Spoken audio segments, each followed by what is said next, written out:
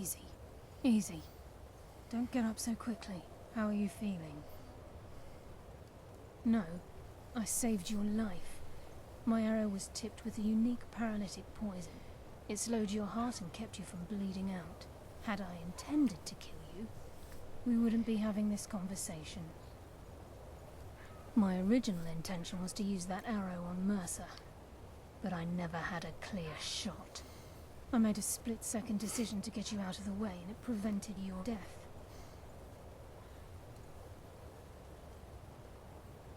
More than you'll ever realize. The poison on that arrow took me a year to perfect. I only had enough for a single shot. All I had hoped was to capture Mercer alive. Mercer must be brought before the Guild to answer for what he's done. He needs to pay for Gallus's murder. My purpose in using Snowveil Sanctum to ambush Mercer wasn't simply for irony's sake. Before both of you arrived, I recovered a journal from Gallus's remains. I suspect the information we need is written inside. I wish I knew. The journal is written in some sort of language I've never seen before. Enther. Gallus's friend at the College of Winterhold. Of course. The only outsider Gallus trusted with the knowledge of his Nightingale identity. There were 3 of us. Myself, Gallus, and Mercer. We were an anonymous splinter of the Thieves' Guild in Riften. Perhaps I'll tell you more about it later. Right now, you need to head for Winterhold with the journal and get the translation. Here, take these as well. They may prove useful for your journey.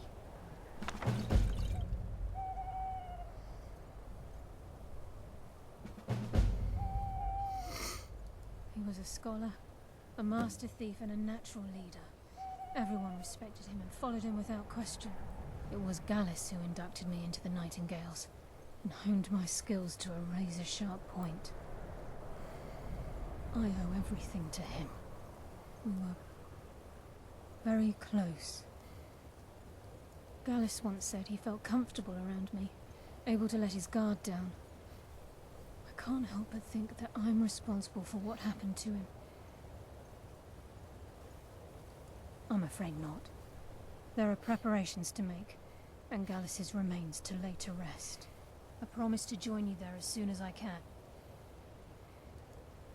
Mercer lied to the Guild, branded me a murderer, and slandered my name across his network of contacts. For 25 years I ran, never sleeping in the same place twice and carefully covering my tracks. Mercer doesn't need to die. He needs to feel the cold sting of fate as his life crumbles in front of him and he's hunted by the Guild. You might not have a choice next time. I can promise you, if it comes to that, and my back's to the wall, I won't hesitate. Okay. Remember, speak only to Enther. Trust no one else.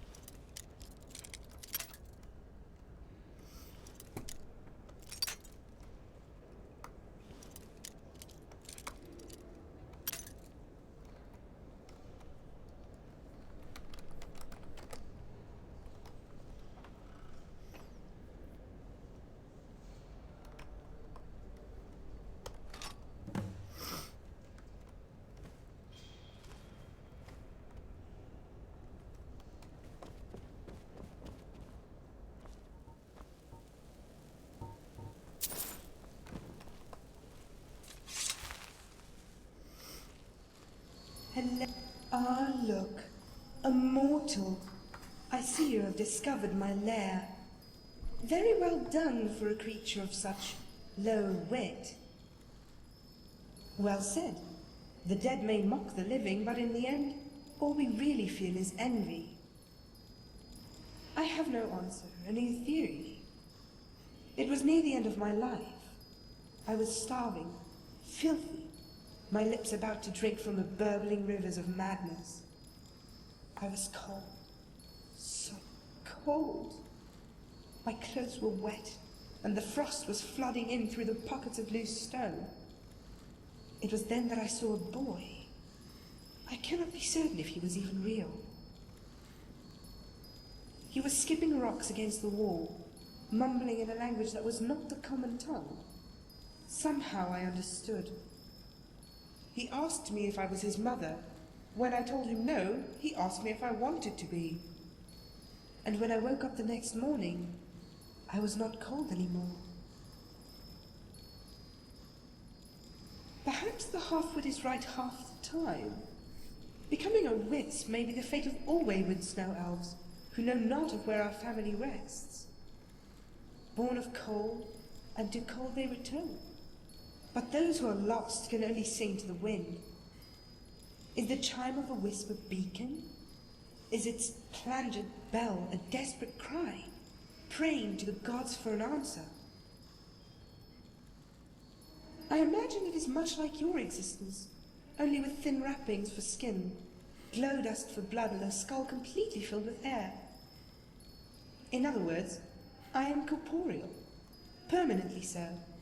I am not like a familiar or any other flimsy image cast upon this world by a frightened idiot. Now, I will admit that when I first discovered the nature of my body, there was confusion. For so long I lived an existence full of lacking. I lacked food. I lacked warmth, in more ways than one. As a wisp, there was only one thing I lacked, and it more than made up for the rest. What I lacked was pain. Such a kind, maudlin, and dare I say cloying little sweetheart. You'll make this wisp mother cry a river of ectoplasm. Hopefully you'll drown in it.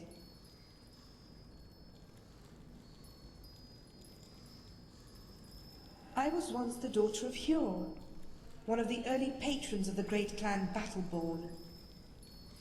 It was the time of Nordic kings, long before Tyr the Septim made this land the vanguard of his empire. Yet my father was only a father by blood, and not by name. For my mother was one of the last of the snow elves, and their union was said to be a betrayal of both their people. If my father was to lead the clan to prosperity, my existence could not be known.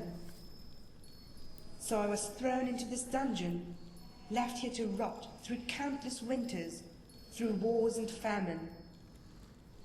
I was here as castles crumbled and were built anew, haunting these damp, fetid tunnels, as Olaf built Dragon's Reach and a new dungeon above it.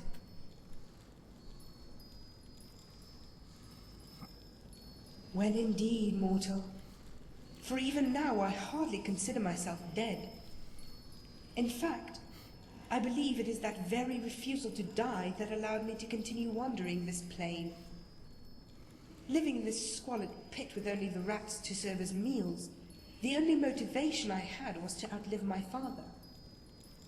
I lived for the day when he lay on his deathbed, summoning me to his chamber in hopes that I would absolve him of his betrayal. The dying always believe they can use their own deaths as a shortcut, a way to receive forgiveness from those they wronged in life. I vowed not to pity him when that moment came. I would spit in his face and let him greet the sun with a glob of milky white hanging from his beard. Only he never gave me the satisfaction. They never brought me to see him. It would not have mattered. I could hear the whispers through the grate. My father had forgotten, and I was already dead. So I've heard. There are no shortage of rumours that I am privy to in this foul sewer. I wonder, as Alfred plots the demise of the Greymaids, if he even knows his son is in love with one. I also hear they are Legion pets, loyal to an empire led not by a dragon king, mind you, but high elves. What sweet irony. It brings me no shortage of joy to know my father's namesakes now defile his memory in this fashion. What became of her I learned from the guards, who whispered stories from above. She fought for the Nords, they say, against her own kind. She killed hundreds of her own people, watched the genocide of an entire race, all for the love of a man who would never make her his wife. To put it simply, my mother had lost her mind. They say in the end she was killed by the beasts of the wild, having ventured too far from camp. She was killed by beasts, all right, but those that walk on two legs and smell of bad mead. They are not even memories. Pictures, maybe, of someone else. A young girl holding hands with a grown man. He calls her his little mountain flower and places one in her ear. They head on over to the market. He shows her one of the fish at the monger's stall. A salmon as long as a mortal's arm but as fat as a house cat. He lifts her on his shoulders so she can touch it.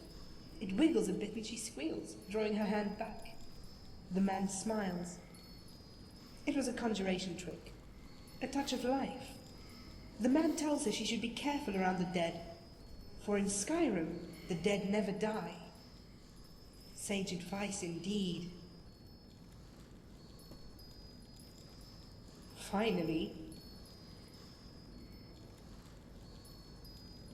aren't you the bright one?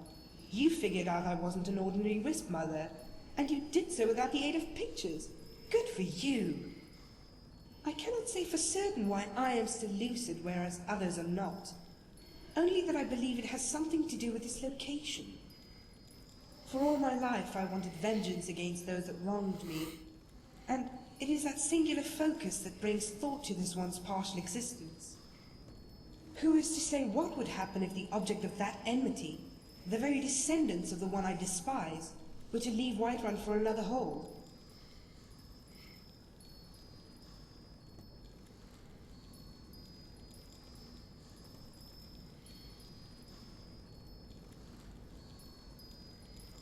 That's funny. I am a bright one. My mother told me so. Wow. I do. I love the dialogue mods I have installed.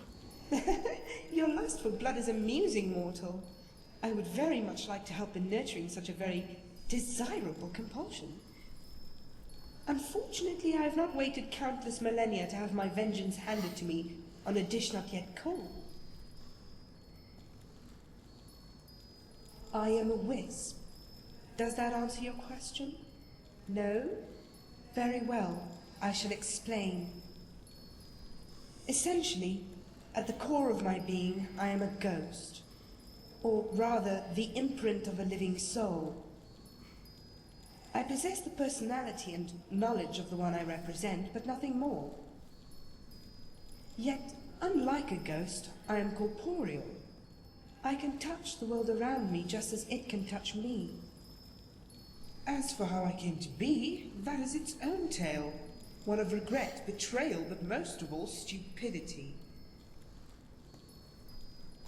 Huh, okay. Farewell now. Yep.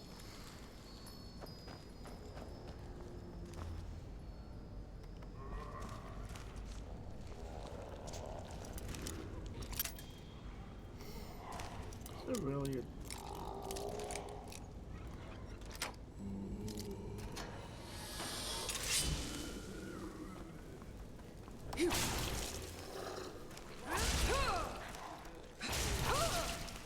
You think so?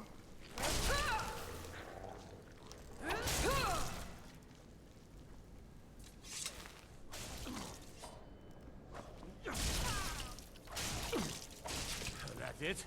That's your best? Victory or Sovngarde!